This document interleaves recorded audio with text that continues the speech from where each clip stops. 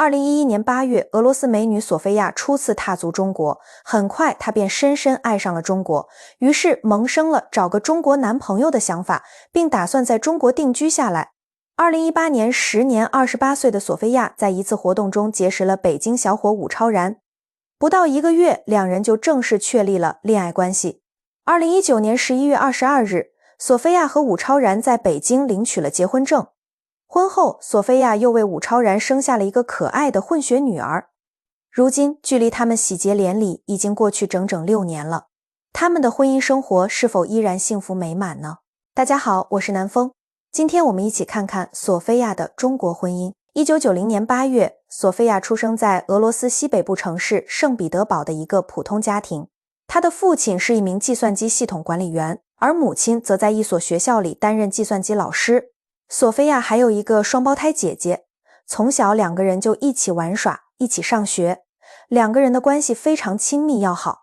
对于索菲亚来说，她最初对中国的印象就来自父亲这里，因为父亲是一个资深的电影迷，尤其喜欢看李小龙的电影，有时候父亲也会拉着两个女儿一起看电影。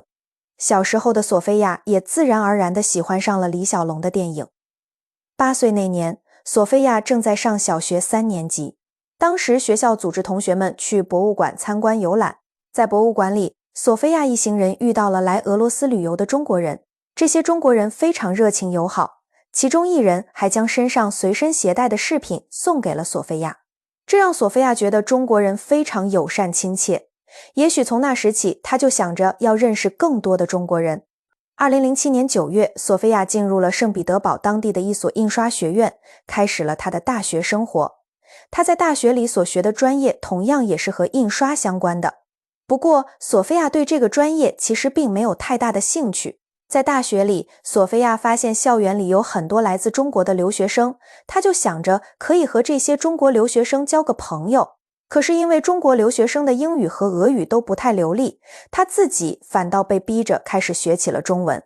在学习中文的过程中，索菲亚结识了一位来自中国的男孩，对方长得十分帅气。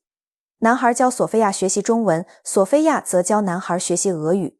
日久生情，到了大2的时候，这两个来自不同国家的年轻人便正式成为了恋人。恋爱的日子虽然甜蜜美好，但也常常充满了各种误会与心酸。大3那一年，相恋近1年的两人最终还是分道扬镳了。尽管这段恋情没能修成正果，但索菲亚依然坚定地认为将来一定要找一个更优秀的中国男朋友。在总结分手的原因时，索菲亚觉得主要是两人平时交流太少了，当然，交流少归根结底还是语言不通的问题。为了更好地掌握中文，索菲亚决定来中国留学深造。2011年8月，趁着暑假，索菲亚申请到了北京师范大学的学习机会。她乘坐飞机来到了中国北京，高楼大厦，车水马龙。中国的繁华让索菲亚惊叹不已。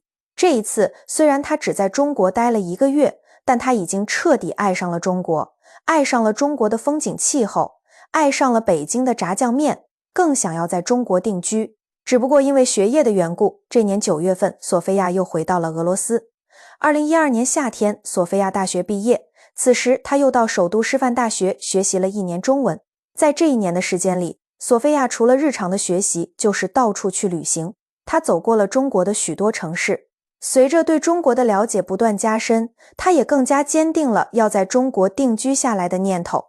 然而1年之后，索菲亚却因为签证问题不得不再次返回俄罗斯。回到俄罗斯之后，索菲亚找到了一份工作，主要从事中文翻译工作。工作内容比较单调，有些无聊。索菲亚对俄罗斯的生活也不是很满意。在此期间，她又向首都师范大学递交了硕士申请。申请顺利通过后，索菲亚成功拿到了全额奖学金。就这样，在2013年的秋天，索菲亚又一次踏上了中国的土地。这一次，她终于可以留下来了。硕士毕业后，索菲亚走进了北京的一家旅行社，开始负责起采购相关的工作。就在这个时候，索菲亚的中文发音虽然还带着点口音，但书写和交流已经完全没有障碍了。往后的日子里，索菲亚如愿以偿地留了下来，但她独自在北京倍感孤单，一直过着租房的生活。北京的开销也确实不小，她非常渴望找到一个男朋友能替她分担这一切。当然，这个男朋友最好是个北京人，在北京有房。转眼间就到了2018年，此时已经28岁的索菲亚还是单身一人。为了早日摆脱单身，她开始参加一些相亲活动。在这种相亲活动中，索菲亚遇到了一生挚爱武超然。武超然是北京人，比索菲亚大1岁，本科文化，外表帅气，身高足足有1.87米。武超然是家中的独生子，只不过按照索菲亚的标准来看，武超然在北京市区没有房子。不过武超然父母在北京有车有房，而且收入也很不错。2018年10月27日，索菲亚参加相亲活动时遇到了武超然，两人第一次见面简单聊了几句。索菲亚觉得武超然符合自己的审美，而且还是一个北京人。当天分开时，两个人互留了联系方式。之后，两个人便在微信上开始了聊天，从出生经历聊到了兴趣爱好。不知不觉中，索菲亚发现两人志趣相投。之后，两人又经常在线下约会。生活中，武超然是一个细心的人，吃饭、逛街、购物，在任意一个细节上，武超然都能让索菲亚满意。2018年11月27号，在两个人认识刚满1个月时，他们就在一起了。当天，索菲亚房子到期了，她打算重新租房住，谁知武超然直接邀请索菲亚住进自己的出租屋。索菲亚知道这是武超然在向自己表白，她早就等待这一刻了，所以她答应了武超然。就这样，两个人正式确立了恋爱关系。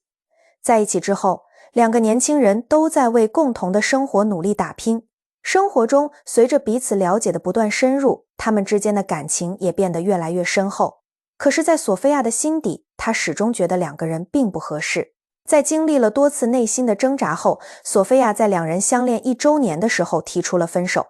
在这个紧要关头，武超然自然舍不得自己的女友，他二话不说，直接单膝下跪向女友求婚，并向女友郑重发誓自己一定会努力赚钱，争取早日在北京买上房子。到了这个份上，索菲亚的心一下子就软了，她点头答应了求婚。2019年12月初，索菲亚和武超然在北京市的一家民政局领取了属于他们的跨国结婚证。婚后不久，索菲亚便怀孕了。为了将这个好消息告诉自己的父母，索菲亚便带着武超然去到了俄罗斯。这是武超然第一次见老丈人和丈母娘。临走前，他还带上了父母给他准备的彩礼，希望他能交给索菲亚的父母。可是当武超然见到岳父母时，却无法将钱送出去，因为在俄罗斯根本没有彩礼这一说。岳父母希望武超然将钱拿好，将来能给自己女儿更好的生活。岳父母的话让武超然很感动。在俄罗斯的近1个月时间里，武超然生活得非常轻松，因为索菲亚的亲人们对待他都非常友好。2020年1月份，索菲亚和武超然回到了北京。这次回来，他们原本打算办一场婚礼，可是不久后疫情便开始了，两个人只好将婚礼一拖再推，直到现在，两个人还是没能办上婚礼。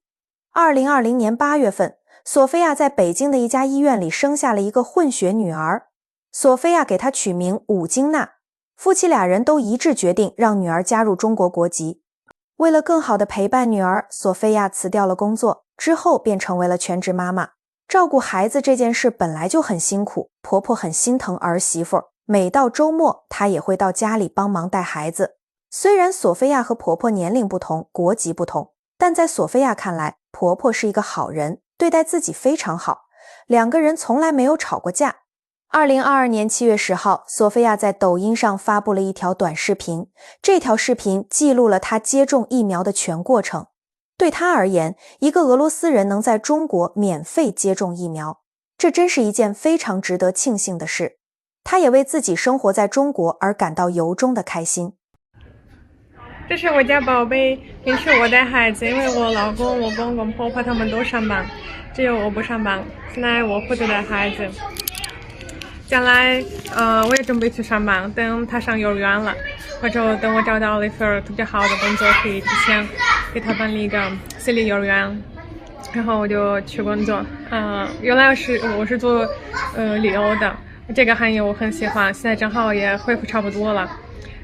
我继续做，我准备继续做这个行业。现在我宝贝说俄语、说中文都说的特别好。英语我们目前没有教过他。等他上学了，跟中国同学一起学习。我觉得现在掌握2个语言已经对他来说，不容易。他现在混着说，但是可能是年龄太小了，等他大了，应该能分得清哪个是中文，哪个是俄语，然后应该跟谁说中文，跟谁说俄语。好啦，索菲亚和武超然的故事到这里就结束了。下面我来详细介绍一下俄罗斯。俄罗斯，一个横跨亚欧2大洲的国家，也是世界上国土面积最大的国家。俄罗斯地跨欧亚大陆，陆地面积达 1709.82 万平方公里，人口约为 1.46 亿。俄罗斯拥有高达194个民族，俄罗斯族为主体民族，占全国的 77.7%， 华人约有近100万在这里工作生活。在俄罗斯，各地人口分布差异较大， 75% 的人在乌拉尔山脉以西的东欧大平原上生活居住，而 25% 的人在乌拉尔山脉以东的西伯利亚居住生活，官方语言为俄语。我们从卫星地图可以看到，俄罗斯横跨欧洲和亚洲，俄罗斯东西最大横跨9000公里，南北最大纵距为4000公里。与欧洲相邻的国家依次为挪威、芬兰、爱沙尼亚、拉脱维亚、立陶宛、波兰、白俄罗斯、乌克兰。与亚洲相邻的国家分别是格鲁吉亚、阿塞拜疆、哈萨克斯坦、中国、蒙古、朝鲜。东与美国阿拉斯加州隔白令海峡相望，隔日本海与日本相望，而北面则是一望无际的北冰洋。俄罗斯海岸线长达38800公里，分别与大西洋、北冰洋、太平洋相接，其中 36% 的领土位于北极圈内。从高空俯瞰，俄罗斯整体地势以平原和高原为主。这是一条亚欧2大洲人文地理分界线，是由乌拉尔山脉和乌拉尔河构成。乌拉尔山脉自北冰洋喀拉海起，向南绵延2495公里，它的西部为东欧平原，而东部则是西伯利亚。整条山脉平均海拔500至1200米，其中海拔1894米的人民峰是最高峰。乌拉尔山脉蕴藏着丰富的矿产及油气资源，有俄罗斯横贯东西的铁路运输线，有利的地理位置、交通运输、人口和劳动力等，使得乌拉尔成为现今工业发达的地区。这里不仅是俄罗斯最大的工业区，也是俄罗斯最重要的工业区。乌拉尔山脉以西为东欧平原，也被称为俄罗斯平原，属于世界第2大平原。北起北冰洋的北海和巴伦支海，南到黑海、亚速海、里海和大高加索山脉，西抵波罗的海，面积约为400万平方公里，而俄罗斯境内约占 75%。这里是俄罗斯人口经济的重要分布区域，约3/4的人口都生活在这一区域。以莫斯科为中心，这里分布着很多重要的工业城市，人口密集，是俄罗斯的核心工业部分。莫斯科工业区是俄罗斯最大的工业中心，工业总产值居全国首位，也是俄罗斯最大的军事工业中心。航空、航天、电子等工业均集中在这里。东欧平原由于地形平坦，土壤肥沃，河流众多，特别适合农业耕种，这为俄罗斯的发展提供了良好的条件。其中伏尔加河是世界上最大的内陆河，长达3692公里。它发源于莫斯科西北面的瓦尔代丘陵中的湖沼间，最后注入里海，流域面积达138万平方公里。数千年来，伏尔加河水滋润着沿岸数百万公顷肥沃的土地，养育着数千万俄罗斯各族儿女，在俄罗斯的国民经济和人民的生活中起着非常重要的作用。因而，俄罗斯人将伏尔加河称为母亲河。在俄罗斯的西南面耸立着大高加索山脉，它是亚欧2洲的地理分界线。全长1200公里的大高加索山脉，山势高峻，许多山峰海拔在5000米以上，山上气候寒冷，终年积雪。高加索山屹立在欧亚2洲之间，西濒黑海和亚速海，东临里海，是欧亚之间的天然界限。其中鄂尔布鲁士山海拔5642米，是其最高峰，也被认为是欧洲最高峰。乌拉尔山脉以东则是西伯利亚、也就是北亚地区的一片广阔地带。它的西部为西西伯利亚平原，位于乌拉尔山脉以东，叶尼塞河以西，南北纵长约2500公里，东西跨距1000至1900公里，面积达274万平方公里，不仅是亚洲第一大平原，也是世界第3大平原。整体地势低平，沼泽分布广阔，平均海拔120米，而鄂毕河至额尔齐斯河贯穿全境。在这广袤无垠的大平原，蕴藏着极为丰富的石油、天然气及其他资源。如今这里已经是俄罗斯重要的能源和原材料基地，还有着广大的草原和发达的畜牧业，也被称为俄罗斯的粮仓，养育着近4000万人口。而中部为中西伯利亚高原，介于勒拿河和叶尼塞河之间。北濒北冰洋的喀拉海和拉普杰夫海，面积350万平方公里，是古老台地高原。这里河谷纵横，阶地发育，地形破碎，蕴藏着丰富的矿产资源。由于自然条件恶劣而开发难度较大，只有南部铁路沿线一带有工业城市群，东部则为东西伯利亚山地西起勒拿河，东到太平洋沿岸分水岭山脉。这一区域分布着切尔斯基山脉、上扬斯克山脉、贝加尔诸山、东西萨彦岭、阿尔泰山西北段等，面积达 412.28 万平方公里，人口约600万零9千。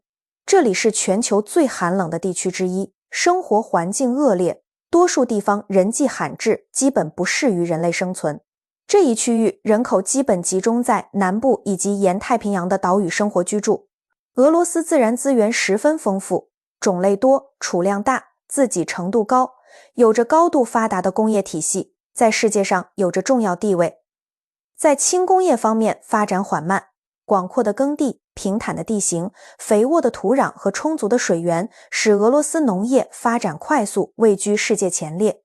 2022年国内生产总值约为 2.24 万亿美元，人均国内生产总值为 1.53 万美元。在对外关系方面，俄罗斯实行多方位外交，其中主要发展同我国和印度的友好关系。我国与苏联于1949年10月建交，随着苏联解体后，俄罗斯继承与我国的外交关系，双方在各领域开展了交流与合作，建立平等信任、相互支持、共同繁荣、世代友好的全面战略协作伙伴关系。好了，本期视频就到这里，就全部结束了。我是南风，感谢你的观看，我们下期见。